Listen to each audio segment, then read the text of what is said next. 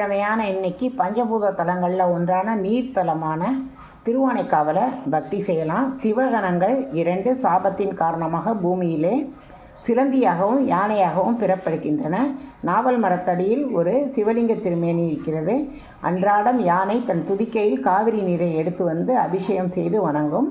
ஒரு சிலந்தியோ கூரை இல்லாமல் சுவாமி இருக்கிறாரேன்னு தன்னுடைய வலை பின்னும். அடுத்த நாள் அந்த யானை வந்து அந்த வலையை பிச்சு போட்டுட்டு அபிஷேகம் பண்ணிட்டு போகும். இப்படி நடக்கையில் ஒரு நாள் சிலந்தி ஆத்திரமுற்று யானையினுடைய துதிக்கைக்குள்ளே போய் அதை கடித்து அது வலி தாங்காமல் 2 பேருமே இறந்து போகிறாங்க. அடுத்த ஜென்மத்தில் அந்த சிலந்தியானது கோச்செங்கட் சோழன்கிற சோழ ராஜாவாக பிறக்கிறார். அதனால் அவர் என்ன செய்கிறாரு, யானை புக முடியாதபடி கட்டுமலை கோவிலாக குறுகிய படிகளை கொண்ட மாடக்கோவில் கட்டுறார். அதில் முதல் கோவில் திருவானைக்காவல், காவிரி ஆற்றின் கரையில் இருக்கிறது. அம்பிகை சுவாமியை வழிபடுறதுக்காக நீரை வந்து லிங்கமாக பிடித்து வழிபட்டதுனால இது வந்து அப்புலிங்கம்னு அழைக்கப்படுகிறது. அம்பிகை பெயர் அகிலாண்டேஸ்வரி. காதில் சிவசக்கரம் சக்தி சக்கரம்னு 2 போட்டு அந்த தாடகம் தெரிகிற மாதிரி அவளுடைய சிலை இருக்கும். சக்தி பீடத்தில் ஒன்று. இந்த கோவில் 16 ஏக்கர் நிலப்பரப்புடையது.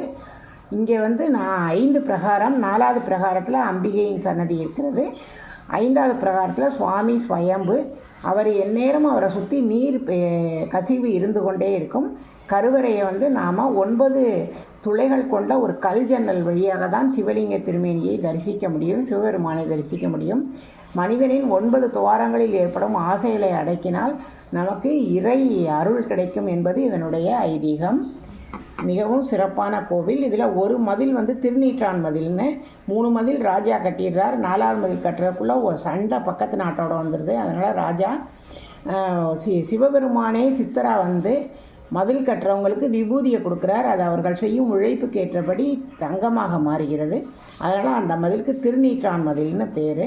அழகான சிற்பங்கள் நிறைந்த அற்புதமான கோவில் திருவானைக்காவல். மத்தியானம் சிவாச்சாரியார் சேலை கட்டி கிரீடம் வைத்து யானையுடன் சென்று அன்றாடம் சிவபெருமானுக்கு அம்பிகையை பூஜை செய்வது மாதிரி ஐதீகம் இந்த கோவில். இது காவிரி ஆற்றின் கரையில் தேவார பாடல் பெற்ற தலம். அகிலாண்டேஸ்வரி உடனுரை ஜம்புகேஸ்வரர்.